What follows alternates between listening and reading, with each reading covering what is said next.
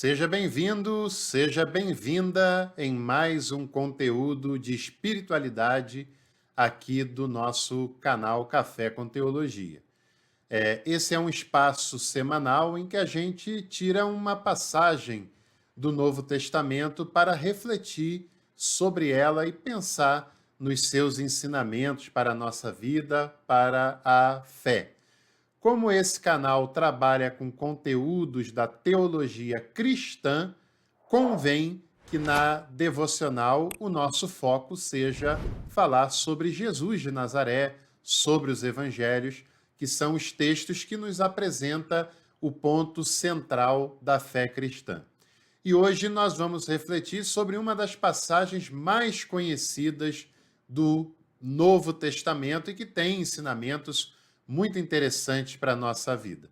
Se você quiser refletir comigo, é só ficar até o final que nós vamos falar sobre a transformação da água em vinho no episódio de hoje.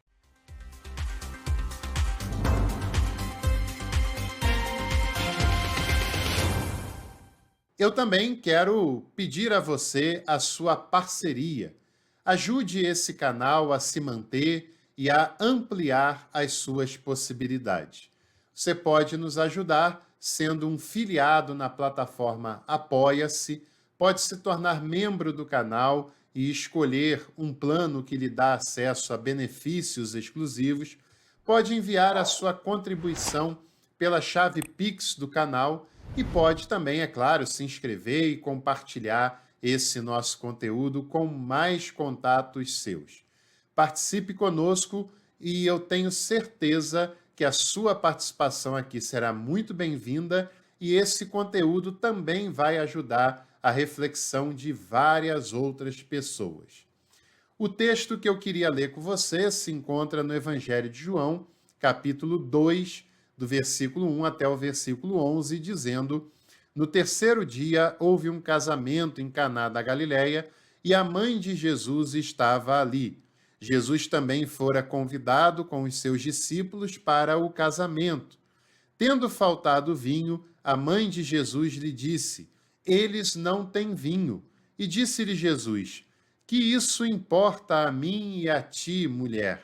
Ainda não chegou a minha hora. Disse sua mãe aos servidores: Fazei tudo o que ele vos disser. Havia ali 6 talhas de pedras usadas para as purificações dos judeus, cada uma comportando de 2 a 3 medidas. Disse-lhe Jesus: Enchei as talhas de água. Eles a encheram até a borda e disse-lhes: Tirai agora e levai ao mestre de cerimônia. Eles levaram. Quando o mestre de cerimônias provou a água transformada em vinho, e ele não sabia de onde provinha, mas os servidores, os que tinham tirado a água, sabiam, o mestre de cerimônias chamou o noivo e disse-lhe: Todos servem primeiro o vinho bom, e quando os convidados estão embriagados, servem o pior. Tu guardaste o vinho bom até agora. E Jesus realizou este primeiro sinal em Caná da Galileia e manifestou a sua glória, e seus discípulos creram nele. Depois disso, ele desceu a Cafarnaum com sua mãe, seus irmãos e seus discípulos, e ali permaneceram não muitos dias. Essa é uma passagem conhecida, né?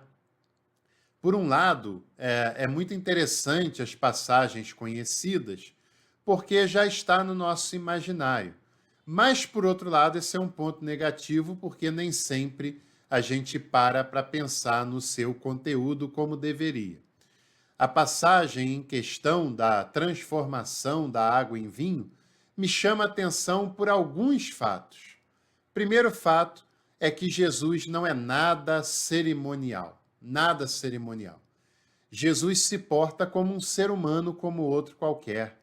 Jesus se porta como um ser humano que quer festejar a alegria das pessoas, que participa de festas, que participa de celebrações. Nesta festa, Jesus não é um celebrante. Jesus não vai lá para orar pelos noivos e nem para celebrar a união deles. Jesus vai apenas como um convidado.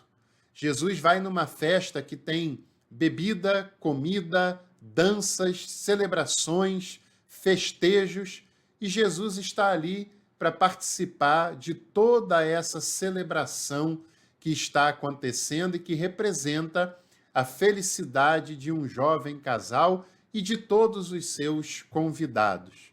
Jesus era uma pessoa social e sociável também.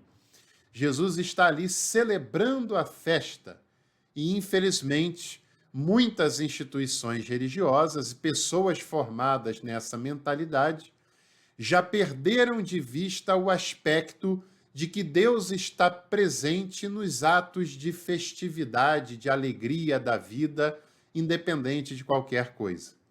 Para muitas pessoas, Deus só está presente se houver uma oração, se houver uma palavra, se houver uma cerimônia. Mas Jesus não foi para lá para fazer cerimônia alguma. Ele apenas estava presente como um dos convidados. Outro ponto muito interessante ligado a isso é que havia naquela festa recipientes grandes de águas que eram usados pelos religiosos para as purificações ritualísticas, que eram usadas de maneira cerimonial. E, mais uma vez, Jesus não está nada interessado nessas celebrações ritualísticas. Jesus, quando percebe que o vinho está acabando, e o vinho naquela cultura é simbólico, vinho é sinal de alegria, faltar vinho é faltar alegria, é faltar festa, faltar celebração. Jesus multiplica a água, transforma a água em vinho para que a festa continue, para que a festa não se encerre, para que a celebração continue acontecendo. E Jesus manda encher os recipientes usados para a religião de água, porque ele iria transformar em vinho e aquele vinho garantiria a festa. Jesus transforma a celebração religiosa, fria, sem graça, sem gosto, em algo que vai gerar alegria e festa por mais tempo para as pessoas. Interessante isso, né?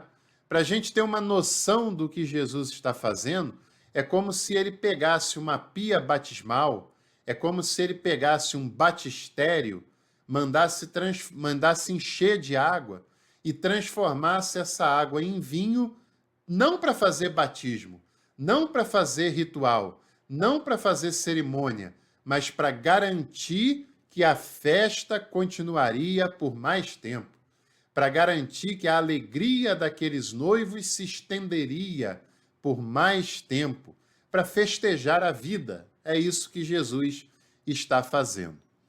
Outro ponto que me chama muita atenção é a participação de Maria nessa festa, né?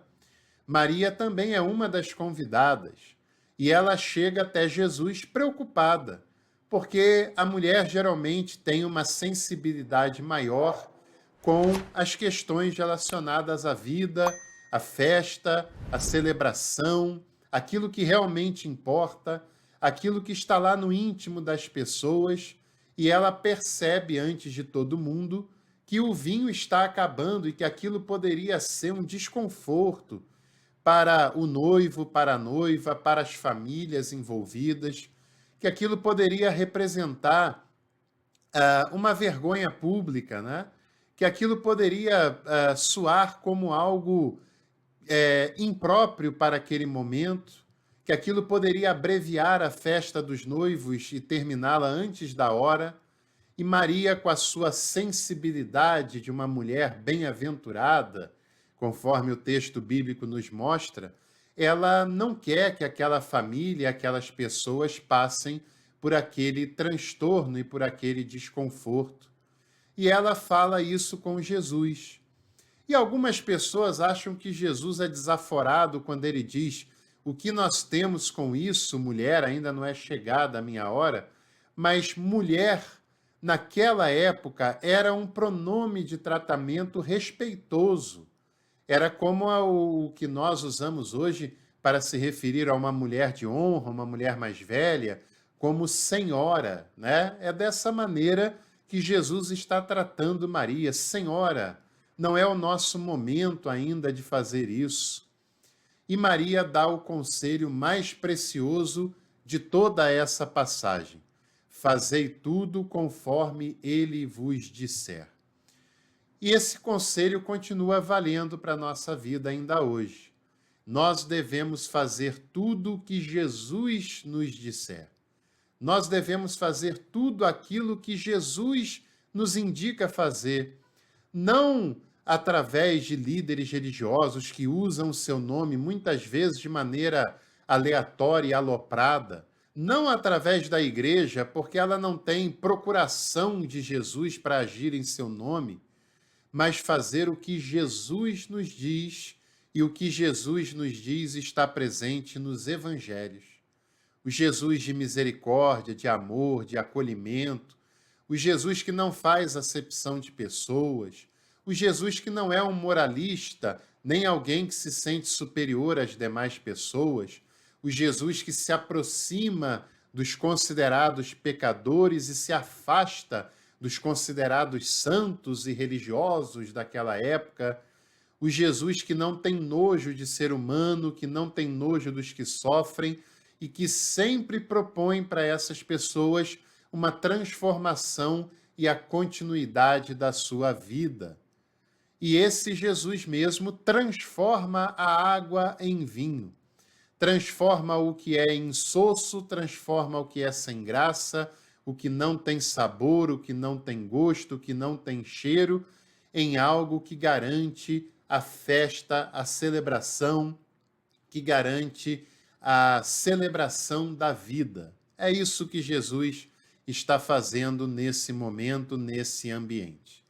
E nós precisamos pensar e resgatar essa espiritualidade, a espiritualidade da vida, a espiritualidade da celebração, a espiritualidade que quer que o festejo prossiga, e não a festividade religiosa, a festividade do rito, a festividade da cerimônia, que muitas vezes é como um copo de água, né? Sem cor, sem gosto, sem cheiro, e Jesus quer que nós possamos celebrar a vida, festejá-la, nos alegrar com quem realmente importa e garantir que as pessoas mais simples possam festejar a vida e os benefícios dela.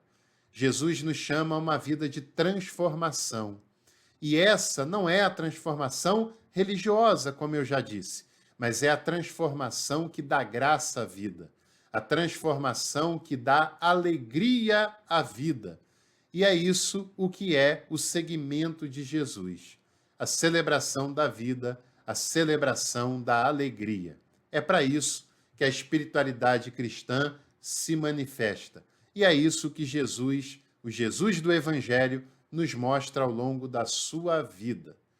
Que nós possamos compreender essa proposta de espiritualidade, que não é uma espiritualidade triunfalista, nem alienada, mas é uma espiritualidade que se alegra com o dom da vida e que faz desse espaço chamado vida um espaço de transformação, um espaço de valorizar o que realmente importa, de se alegrar com quem realmente importa, que gera um novo sabor, uma nova cor, uma nova graça para a nossa vida, para o nosso dia a dia.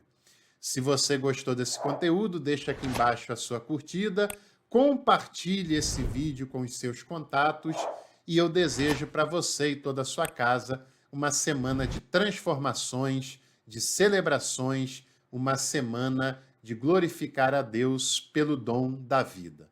Grande abraço e até o próximo Café com Teologia.